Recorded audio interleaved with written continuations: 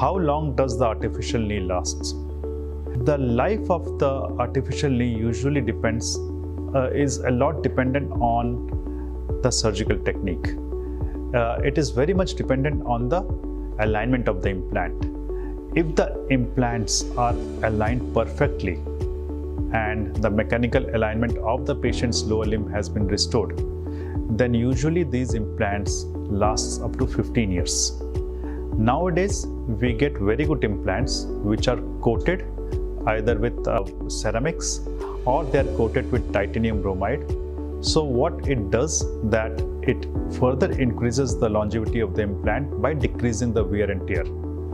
Further, these coated implants are also helpful in those patients who have got metal allergy.